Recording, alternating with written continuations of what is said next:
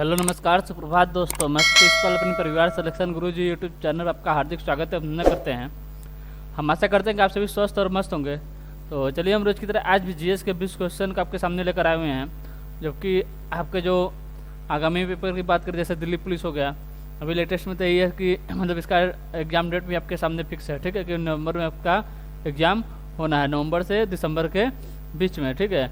तो उन्हीं के जो प्रीवियस ईयर क्वेश्चन है और हालांकि और कुछ एक्सपेक्टेड क्वेश्चन है जो कि मतलब उसी के बेसिस जो आज के युग में जो टीसीएस जो आपकी पूछ रही है क्वेश्चन, उसी के बेसिस पर हम डेली क्वेश्चन लेकर आते हैं। और आज भी एक अच्छे प्रैक्टिस सेट के साथ आपके सामने आए हुए हैं। तो चलिए अपने प्रैक्टिस सेट की तरफ बढ़ते हैं और आज के अपने पहले क्वेश्चन देखते हैं। आज का हमारा पहला क्वेश्चन दिया है कि तमिल कवि कंबन ने निम्नलिखित में से किस ग्रंथ के तमिल संस्करण का संकलन किया है। मतलब कौन है तमिल कवि, कौन है ये कंबन है, कौन है कंबन, ठीक है। पूछा है निम्नलिखित में से किस ग्रंथ के, मतलब कौन से ग्रंथ का इन्होंने तमिल संस्करण का संकलन किया है, मतलब कौन सा ग्रंथ है जिसका संकलन जो है इन्होंने तमिल में किया है। ऑप्शन है दिया आपका महाभारत, ऑप्शन भी दिया है रामायण, ऑप्शन सी दिया आपका ऋग्वेद और ऑप्शन डी दिया आपका भगवत गीता। ऑप्शन डी क्या दिया है, भगवत गीता, ठीक है। तो अगर हम पूछे तमिल कवि कंबन ने मतलब तमिल भाषा में किसका संकलन किया था, तो किए थे आपके रामायण का, किसका रामायण का संकलन किए थे, ठीक है। अगर पूछे रामायण किस भाषा में लिखे गए थे, लिखी गई थी आपके वाल्मीकि जी के द्वारा संस्कृत भाषा में, और तुलसी जी के द्वारा बात करें तो अवधी भाषा में लिखी गई थी, ठीक है। और इसी प्रकार पूछ लेता है कभी कभी कि रामायण का जो है आपका फारसी अनुवाद किसने किया था, तो रामायण का फारसी अनुवाद किसने किया था आपके बदायूनी ने, किसने बदायूनी ने। और पूछता है कि रामायण का फारसी अनुवाद हो गया, और रामायण का पूछता है कि उर्दू में अनुवाद किसने किया था, तो किए थे आपके राणा लखनवी ने, ठीक है। अगर पूछे फारसी में तो बदायूनी और उर्दू में तो लखनवी, ठीक, राणा लखनवी ने इसका उर्दू अनुवाद किए थे, ठीक। अगर हम और रामायण की और बात करें, जैसे इसकी रामायण की बात करें, रामायण के इसमें टोटल अगर पूछे श्लोक कितने हैं, तो इसमें आपके टोटल 24,000 श्लोक बताए गए हैं, 500 लगभग 500 आपके उपखंड है, कितने उपखंड 500 हैं, और 7 हैं आपके इसमें कांड, 7 कांड बताए गए। कांड से भी आपके क्वेश्चन पूछता है कौन कौन से कांड है। अगर 7 की बात करें, पहला है आपका बाल कांड, पहला कौन सा है, बाल कांड है। फिर है आपका अयोध्या कांड, लिख लेते हैं यहाँ पर, पहला क्या है, पहला है आपका बाल कांड है। फिर आपका अयोध्या कांड है, अयोध्या कांड है, ठीक है, बाल कांड, अयोध्या कांड। इसके बाद है तीसरे नंबर पर आता है आपका अरण्य कांड, ठीक है। चौथे नंबर की बात करें तो आपके सुंदर कांड, कौन सा, सुंदर कांड। और 5वें नंबर पर आता है आपका किष्किंधा कांड, कौन सा है, किष्किंधा कांड। किष्किंधा कांड किस पे आता है, आपके 5वें नंबर पर आता है। 6ठे नंबर पे आपका लंका कांड, और 7वें नंबर पे आपका उत्तर कांड। ये आपके 7 आपके रामायण में आपके कांड के बारे में बताया, मतलब 7 कांड है। कौन कौन से हैं, पहले नंबर पे आपको बाल कांड, कौन सा है, बाल कांड किस पर है, पहले नंबर पे बाल कांड है। दूसरे नंबर पर बात करें, दूसरे नंबर पर अयोध्या कांड, तीसरे नंबर पे अरण्य कांड है, चौथे नंबर पे सुंदर कांड है, और 5वें नंबर पे किष्किंधा कांड है।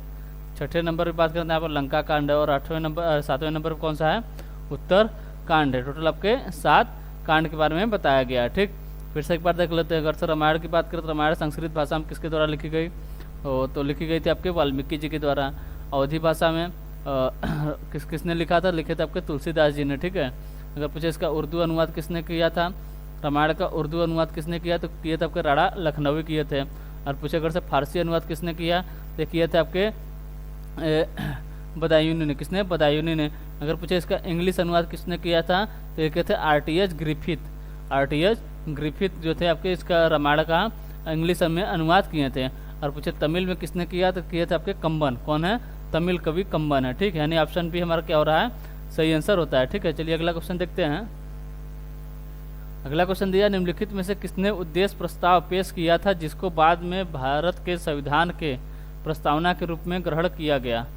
जिसको बाद में भारत के प्रस्तावना के रूप में ग्रहण किया गया। ऑप्शन ए दिया आपको doctor Rajendra Prasad, option B दिया आपका पंडित जवाहरलाल नेहरू, ऑप्शन सी दिया आपका जेबी कृपलानी और ऑप्शन डी दिया आपका डॉक्टर भीमराव अंबेडकर। तो किसकी बात कर रहा है? उद्देश्य प्रस्ताव के। उद्देश्य प्रस्ताव अगर पूछे किसने पेश किया था तो किए थे आपके कौन? पंडित जवाहरलाल नेहरू ने। किसने किया था? पंडित जवाहरलाल नेहरू। अगर पूछे कब पेश किए थे तो किए थे आपके 13 दिसंबर 1946 को। 13 दिसंबर 1946 जो कि आपकी संविधान सभा की तीसरी बैठक थी। ठीक है, कौन सी बैठक थी? तीसरी बैठक थी, यानी थर्ड बैठक थी। संविधान सभा की थर्ड बैठक में इन्होंने पंडित जवाहरलाल नेहरू ने किसके मतलब एक उद्देश्य प्रस्ताव प्रस्तुत किए थे। अगर पूछे पहली बैठक कब हुई थी? पहली बैठक हुई थी आपकी 9 दिसंबर 1946 को। 9 दिसंबर 1946 को उसकी पहली बैठक हुई थी, जिसमें आपके सभी कौन अध्यक्ष थे? तो इसके अस्थायी अध्यक्ष बने थे कौन? डॉक्टर सच्चिदानंद सिन्हा। डॉक्टर सच्चिदानंद सिन्हा इसके अस्थायी अध्यक्ष बने थे, मतलब चुने गए थे। ठीक है, और दूसरी बैठक की बात करें 9 दिसंबर 1946 के पहली हो गई ना। और दूसरी बैठक की बात करें तो दूसरी बैठक हुई थी आपकी 11 दिसंबर 1946 को। 11 दिसंबर 1946 को आपकी दूसरी बैठक हुई थी।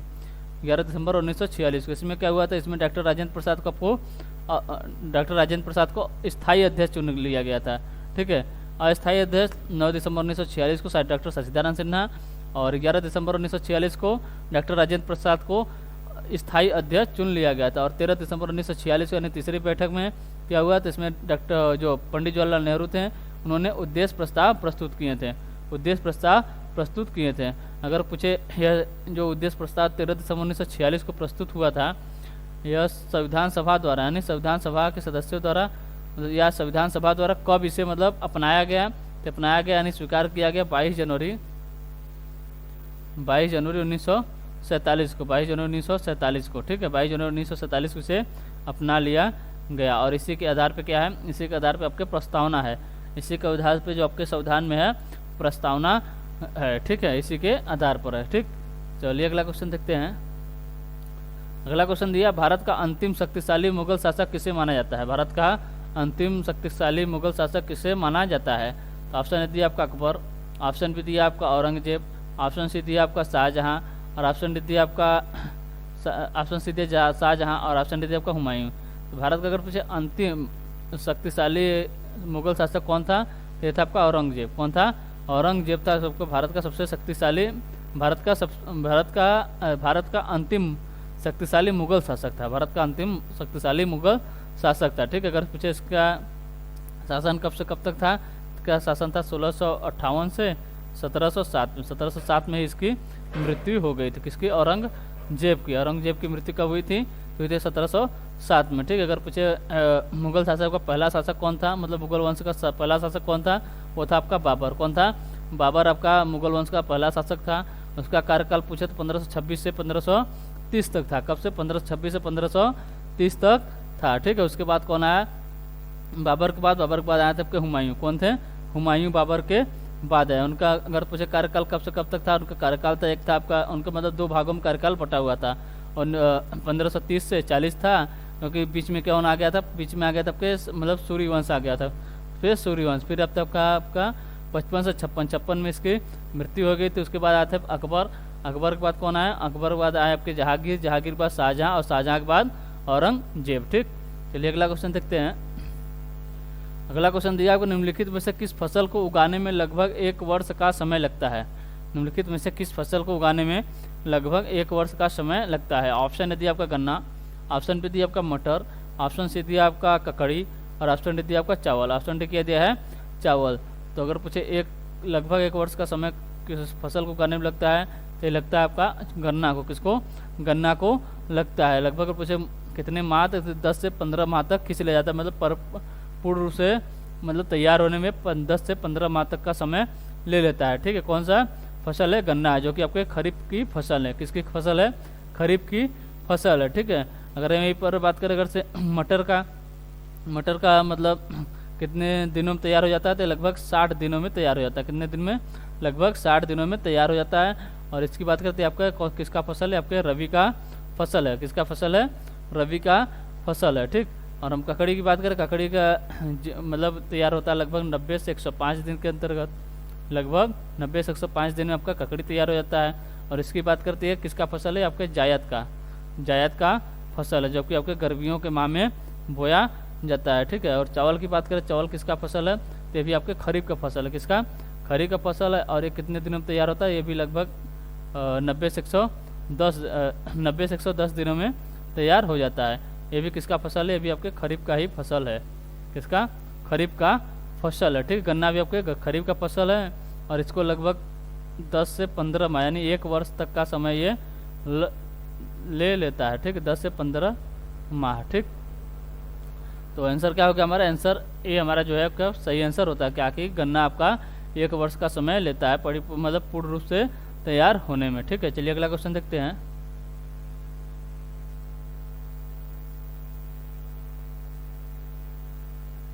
अगला क्वेश्चन दिया कि निम्नलिखित में से किस उपनिषद में वसुदेव कुटुंबकम शब्द का उल्लेख किया गया है।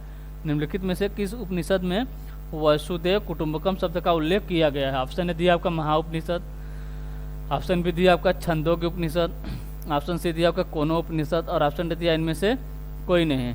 तो अगर आप पूछे टोटल कितने उपनिषद हैं, टोटल कितने उपनिषद है, टोटल आपके 108 उपनिषद हैं और इसे 3 भागों में बांटा गया। इसे 3 भागों में आपका बांटा गया। कौन कौन से, 4 को अलग किया गया, 2 को अलग और कितने हो गए 108 ना, और 102 को अलग किया गया।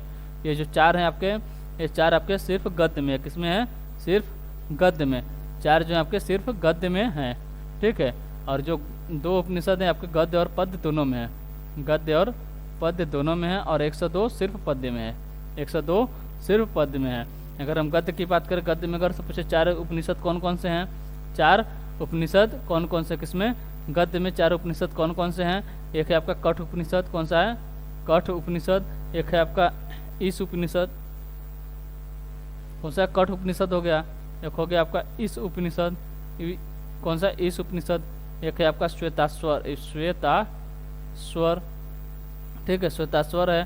फिर आपका मैत्रेयी, एक है आपका मैत्रेयी। ये आपके 4 उपनिषद कौन से, आपके गद्य के हैं। और गद्य और पद्य मतलब 2 इनकी बात करते हैं, कौन कौन से हैं,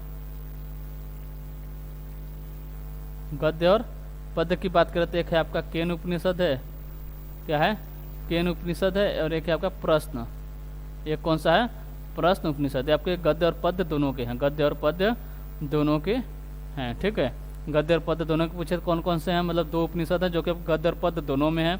कौन कौन से, केन और प्रश्न है। और एक मतलब 4 की बात करें, 4 हैं आपके सिर्फ गद्य में, 4 हैं सिर्फ गद्य में। कौन कौन से, कठ, ईश, श्वेताश्वर और मैत्रेयी। ठीक है, तो पूछा हमारा किस उपनिषद वसुदेव कुटुंबकम शब्द का उल्लेख किया गया है, तो किया गया आपके महाउपनिषद में। किसमें, महाउपनिषद में, यानी ऑप्शन ए हमारा जो है ये सही आंसर होता है। ठीक है, चलिए अगला क्वेश्चन देखते हैं।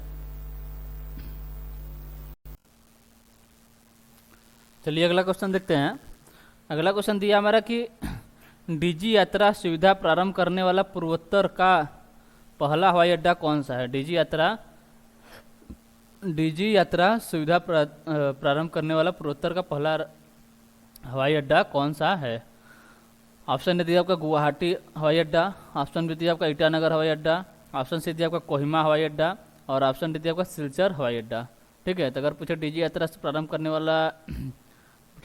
वाला पूर्वोत्तर का पहला मतलब हवाई अड्डा कौन सा है, तो आपका गुवाहाटी हवाई अड्डा। कौन सा है, गुवाहाटी हवाई अड्डा, जो कहाँ पर आपके असम में स्थित है। इसी का नाम है आपका गोपीनाथ बारदोलाई हवाई अड्डा। कौन सा है, गोपीनाथ बारदोलाई हवाई अड्डा। ठीक है, गोपीनाथ बारदोलाई हवाई अड्डा किसे कहते हैं, गुवाहाटी हवाई अड्डा का ही नाम है। ठीक, चलिए अगला क्वेश्चन देखते हैं। अगला क्वेश्चन दिया 2019 के लोकसभा आम चुनाव के बाद किस लोकसभा का गठन किया गया था। 2019 के लोकसभा आम चुनाव के बाद किस लोकसभा का गठन किया गया था। ऑप्शन ने दिया आपका 15वीं, ऑप्शन बी दिया आपका 18वीं, ऑप्शन सी दिया आपका 16 और ऑप्शन डी दिया 17वीं। मतलब कौन से लोकसभा का गठन किया गया था। यहाँ लिख 15वें, 18वें और 16वें और 17वें। ठीक है, कौन से लोकसभा का गठन किया गया था, किसकी बात कर रहा है, 2019 के बाद। 2019 के लोकसभा आम चुनाव के बाद अगर पूछे कौन से लोकसभा गठन किया गया, तो किया गया था 17वीं लोकसभा का गठन किया गया। यानी ऑप्शन डी हमारा होगा, क्या होगा, ये आपका ऑप्शन डी हमारा जो है ये सही आंसर होता है। ठीक है, अगर पूछे स्वतंत्रता के पश्चात जब स्वतंत्रता मिली उसके पश्चात अगर पहला पहला जो था आपका प्रथम लोकसभा का गठन जो था कब कब हुआ था, मतलब स्वतंत्रता के बाद पहला लोकसभा का गठन अगर पूछे कब हुआ था आपका 17 अप्रैल 1952 को। 17 अप्रैल 1952 को स्वतंत्रता के बाद पहला यानी आपका प्रथम लोकसभा का गठन किया गया था। ठीक है, इसका अगर पूछे पहला सत्र कब चला था तो 13 मई 1952 को। 13 मई 1952 को इसका पहला सत्र जो आपका शुरू हुआ था। 13 मई 1952 को पहला सत्र। ठीक है, पहला सत्र प्रारंभ हुआ था। ठीक है, अगर पूछे गठन कब हुआ था, पहला लोकसभा गठन कब हुआ था, गठन हुआ था आपका 17 अप्रैल 1952 को। और पहला लोकसभा का जो आपका पहला सत्र जो मतलब प्रारंभ कब हुआ था तो हुआ था आपका 13 मई 1952 को। अगर पूछे पहले लोकसभा अध्यक्ष कौन थे तो थे आपके गणेश वासुदेव मावलंकर। कौन थे? जीवी मावलंकर। ठीक, चलिए अगला क्वेश्चन देखते हैं। अगला क्वेश्चन दिया 5G उपयोग मामलों की जमीनी स्तर पर 5G उपयोग मामलों की जमीनी स्तर पर तैनाती करने वाला भारत का पहला जिला कौन सा है? भारत का पहला जिला कौन सा? किसकी बात कर रहा है? 5G नेटवर्क की बात कर रहा है। ठीक है, 5G उपयोग मामले की जमीनी स्तर पर तैनाती करने वाला भारत का पहला जिला कौन सा बना है? ऑप्शन दिया आपका विदिशा, ऑप्शन बी दिया आपका धर्मदास, ऑप्शन सी दिया आपका त्रिशूर और ऑप्शन दिया आपका इम्फाल। तो कौन सा जिला बना है? तो बना आपका विदिशा। कहाँ का है, मतलब किस राज्य में है? तो आपके मध्य प्रदेश। मध्य प्रदेश का कौन सा जिला है? विदिशा। ठीक है, अगर फिर धर्मदास कहाँ पर है? ये आपके केरल में। कहाँ पर? केरल का जिला। और त्रिशूर भी कहाँ पर है? ये भी आपके केरल में ही है। ठीक, इम्फाल की बात करें तो कहाँ के है? ये मणिपुर का है। ठीक है, मणिपुर में। ठीक, कौन सा जिला बना है? तो आपका विदिशा बना है। ठीक, कहाँ पर है? मध्य प्रदेश में। चलिए अगला क्वेश्चन देखते हैं।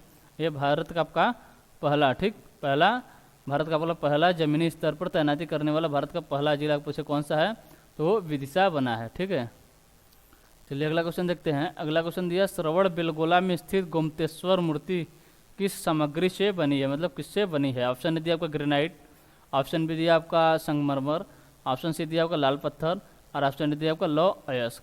ऑप्शन डी दिया आपका लौह अयस्क। तो किसकी बात करें? श्रवण बेलगोला यानी कर्नाटक में स्थित कर्नाटक के श्रवण बेलगोला में स्थित गोमतेश्वर मंदिर अगर पूछे किससे बनी है तो बनी आपके ग्रेनाइट से। किससे बनी है? ग्रेनाइट से बनी है। किससे? ग्रेनाइट से बनी है। अगर पूछे इसकी ऊंचाई कितनी है तो इसकी ऊंचाई आपकी 17 मीटर, या अगर फीट में बात करें तो कितनी? 58 फीट। कितना? 17 मीटर इसकी ऊंचाई है। कितनी ऊंचाई है? 17 मीटर इसकी ऊंचाई है। अगर पूछे इसे किसने बनवाया था तो इसे बनवाया था गंग वंश के राजा कौन थे? राजमल एवं उनके सेनापति चामुंड राय ने बनवाया था। कौन थे? गंग वंश के राजा कौन थे? गंग वंश के राजा राजमल। कौन थे?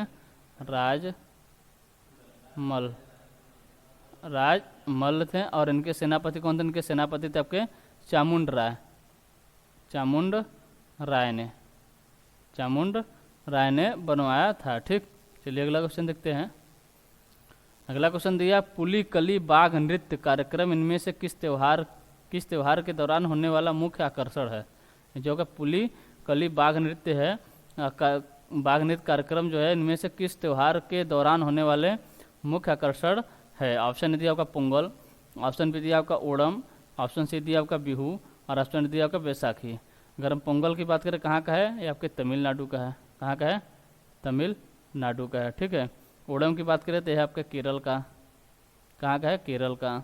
बिहू की बात करें तो यह आपके असम का है। कहाँ का है? असम का है।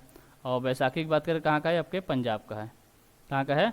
पंजाब का। ठीक, तो पूछा क्या है कि पुली कली बाघ नृत्य जो आपके कार्यक्रम इनमें से किस त्योहार के दौरान होने वाला मुख्य आकर्षण है? तो आपके ओणम के दौरान। किसके दौरान? ओणम के दौरान। यानी ऑप्शन बी हमारा जो है सही आंसर होता है। अगर पूछो ओणम कितने दिन तक मनाया जाता है तो मनाया जाता है आपके 10 दिनों तक। कितने दिनों तक? 10 दिनों तक आपका ओणम मनाया जाता है। इसके पहले दिन को पूछता है कि ओणम का पहला दिन को मतलब किस नाम से जानते हैं? ओणम का जो पहला दिन का मतलब नृत्य होता है उसे किस नाम से जाना जाते हैं? तो वो जाना जाता है आपके अथम के नाम से। किसके नाम से? अथम से। और 10वां दिन किस नाम से जाना जाता है? तो यह जाना जाता है आपका थिरुओणम। थिरुओणम के नाम से जाना जाता है। 10वां दिन थिरुओणम के नाम से जाना जाता है। इसी प्रकार पूछ ले आपका पोंगल। पोंगल अगर पूछे कितने दिन मनाया जाता है तो आपके 4 दिन मनाया जाता है। कितने दिन? 4 दिन मनाया जाता है। पहले दिन की बात करें तो पहला दिन आपका भेंगी पोंगल। भेंगी पोंगल पहले दिन आपका भेंगी पोंगल। दूसरे दिन होता है आपका सूर्या पोंगल। दूसरे दिन सूर्या पोंगल है।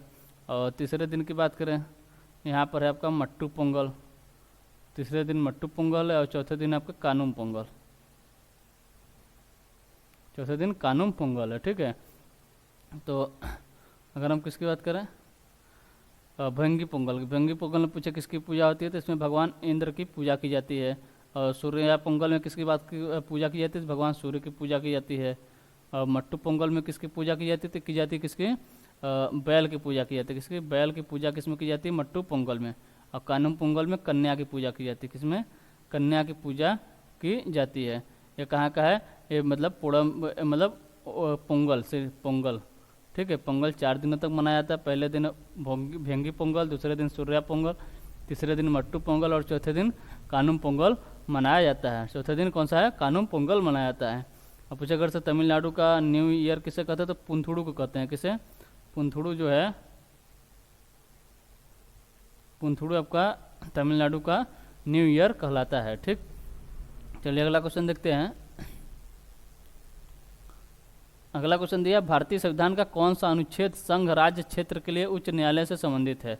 भारतीय संविधान का कौन सा भारतीय संविधान का कौन सा अनुच्छेद संघ राज्य क्षेत्र के लिए उच्च न्यायालय से संबंधित है?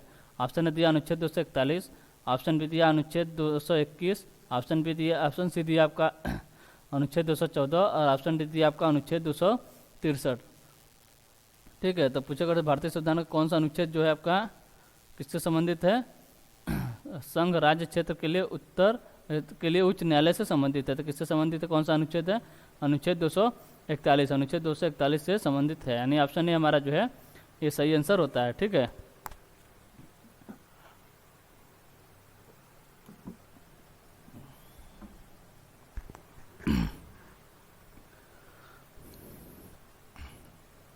चलिए अगला क्वेश्चन देखते हैं। अगला क्वेश्चन दिया हमारा कि जीमेल कितना फ्री स्टोरेज प्रदान करता है? जीमेल जो है आपका कितना फ्री स्टोरेज मतलब जो आपका स्टोरेज प्रदान करता है? ऑप्शन है दिया आपका 5 GB, ऑप्शन बी दिया आपका 10 GB, ऑप्शन सी दिया आपका 15 GB और ऑप्शन डी दिया आपका 20 GB। ठीक है। तो किसकी बात करें? जीमेल की। जीमेल पूछे अगर कितना फ्री स्टोरेज प्रदान करता है तो करता है आपका 15 GB। कितना? 15 GB। अगर हम पूछे जीमेल के बारे में मतलब जो प्रदान करता है कितना? 15 GB प्रदान करता है। ठीक है। और बात करें किसकी? जीमेल की। तो जो प्रत्येक अकाउंट में मतलब लगभग प्रत्येक गूगल अकाउंट में 15 GB फ्री स्टोरेज क्षमता होती है। कितनी GB? 15 GB जो होती है ये प्रत्येक गूगल अकाउंट में इतनी क्षमता होती है। ठीक है। जो कि आपके इसमें मतलब कौन कौन से भाग में बटे है 15 GB? 15 GB जो है आपका वो किस किस भाग में बटा है? तो बटा है आपका गूगल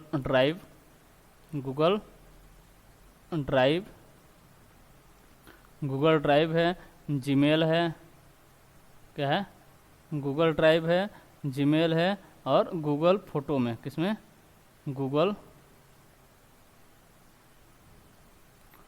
फोटो द्वारा आपस में ये मतलब विभाजित हैं। ठीक है। ये 15 GB को तीन जगहों आपको विभाजित करके रखा गया है। मतलब फ्री जो स्टोरेज है आपका जीमेल में, जीमेल हो गया, गूगल फोटो हो गया और गूगल ड्राइव। प्रत्येक अकाउंट में कितने मुफ्त मतलब कितने फ्री स्टोरेज दिए जाते हैं? टोटल आपके 15 GB दिए जाते हैं जो कि आपके 3 जगहों ये साझा करके रखे हुए हैं। कौन कौन से जगह है?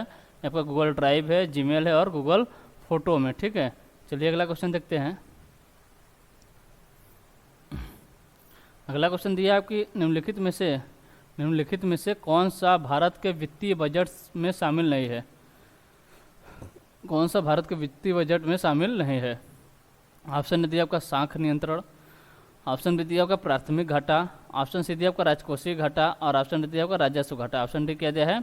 राजस्व घाटा। तो पूछे अगर से इसमें भारत के वित्तीय बजट में अगर पूछे कौन शामिल नहीं है, यह है आपके साख नियंत्रण। जो कि भारत के वित्तीय बजट में शामिल नहीं है। अगर पूछे किसके अंतर्गत आता है तो आपके आरबीआई के वित्तीय बजट में आता है। ठीक, चलिए अगला क्वेश्चन देखते हैं। अगला क्वेश्चन दिया, हाल ही में किस राज्य के मुख्यमंत्री ने गृह आधार योजना शुरू की है? हाल ही में किस राज्य के मुख्यमंत्री ने गृह आधार योजना शुरू की है? ऑप्शन ए दिया आपका असम, ऑप्शन बी दिया आपका केरल, ऑप्शन सी दिया आपका गोवा और ऑप्शन डी दिया इनमें से कोई नहीं। तो अगर पूछे कौन सा योजना है? गृह आधार योजना। गृह आधार योजना अगर पूछे कौन सा राज्य ने शुरू की है, देखिए आपकी गोवा सरकार ने। कौन सा सरकार? गोवा सरकार ने, गोवा राज्य में यह योजना आपकी शुरू हुआ है। ठीक है, चलिए अगला क्वेश्चन देखते हैं। अगला क्वेश्चन दिया कि भारतीय निर्वाचन आयोग ने किस खिलाड़ी को निर्वाचन आयोग का नेशनल आइकन बनाया है? भारतीय निर्वाचन आयोग ने किस खिलाड़ी को निर्वाचन आयोग का नेशनल आइकन बनाया है? ठीक है, तो किसे बनाया है? ऑप्शन ए दिया होगा विराट कोहली, ऑप्शन बी दिया आपका सचिन तेंदुलकर, ऑप्शन सी दिया आपका रोहित शर्मा और ऑप्शन डी दिया आपका ऋषभ पंत। ऑप्शन डी क्या दिया है? ऋषभ पंत। ठीक है, तो जो आपका भारतीय निर्वाचन आयोग है वो किसे बनाया है, मतलब आयोग का नेशनल आइकन किसे बनाया है? तो बनाया आपके सचिन तेंदुलकर को। किसे बनाया है? सचिन तेंदुलकर को बनाए हैं। किसके लिए बनाए हैं? तो बनाए हैं आपके निर्वाचन आयोग के मतदाता जागरूकता और शिक्षा। किसके लिए? मतदाता जागरूकता और शिक्षा कार्यक्रम के लिए किसको? सचिन तेंदुलकर को नेशनल आइकन बनाए हैं। ठीक है, चलिए अगला क्वेश्चन देखते हैं। अगला क्वेश्चन दिया, मुख्यमंत्री की अनुपस्थिति में केंद्र शासित प्रदेशों का प्रभारी निम्नलिखित में से कौन होता है?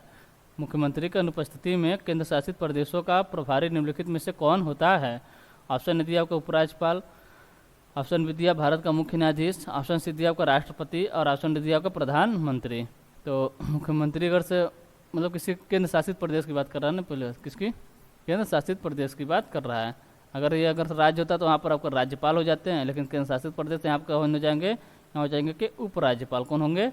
उपराज्यपाल। पूछा मुख्यमंत्री की अनुपस्थिति में केंद्र शासित प्रदेशों का प्रभारी निम्नलिखित में से कौन होता है? तो होते हैं आपके उपराज्यपाल होते हैं। कौन होते हैं? उपराज्यपाल होते हैं, यानी लेफ्टिनेंट गवर्नर। ठीक, कौन होते हैं? लेफ्टिनेंट गवर्नर यानी उपराज्यपाल वहाँ के प्रभारी होते हैं। ठीक है, अगर पूछे कितने टोटल आपके भारत में टोटल कितने यूटी हैं? टोटल आपके 8 यूटी हैं, जिनमें से आपके 2 यूटी में आपके विधानसभा है। कौन कौन से यूटी में है? दिल्ली में है और पुदुचेरी में। किसमें है? पुदुचेरी में। दिल्ली और पुदुचेरी में आपके क्या है? ये 2 केंद्र शासित प्रदेशों में आपके विधानसभा हैं पुदुचेरी में। ठीक है, 2 आपके केंद्र शासित प्रदेश हैं जहाँ पर आपके विधानसभा है। जम्मू कश्मीर में भी विधानसभा था जिसे अभी निलंबित किया गया, यानी वो वहाँ के विधानसभा जो आपके भी निलंबित है। ठीक, चलिए अगला क्वेश्चन देखते हैं। अगला क्वेश्चन दिया आपका, डैश पहला उपग्रह था जिसे अमेरिका द्वारा 1958 में प्रक्षेपित किया गया था? मतलब अमेरिका का पहला उपग्रह कौन सा था जिसे कब 1958 में से प्रक्षेपित किया गया था? ऑप्शन दिया आपका स्पुतनिक फर्स्ट, ऑप्शन बी दिया आपका अपोलो सेकेंड, ऑप्शन सी दिया आपका जीसैट और ऑप्शन डी दिया आप एक्सप्लोरर।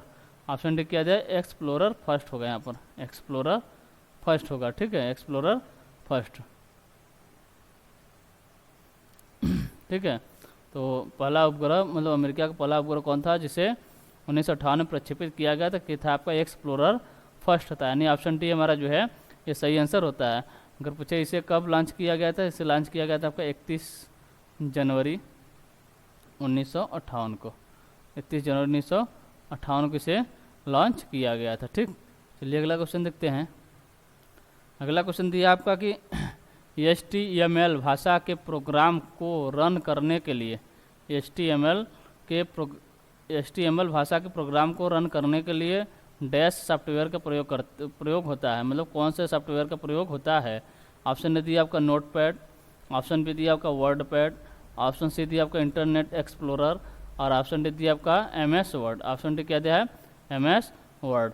तो अगर पूछे HTML भाषा के प्रोग्राम को रन करने के लिए किस सॉफ्टवेयर का प्रयोग होता है? तो होता है आपका इंटरनेट एक्सप्लोरर का प्रयोग होता है। किसका? इंटरनेट एक्सप्लोरर का। ठीक है, ऑप्शन सी हमारा जो है ये सही आंसर होता है। अगर हम पूछे किसकी HTML का फुल फॉर्म क्या होता है? तो होता है आपका हाइपर टेक्स्ट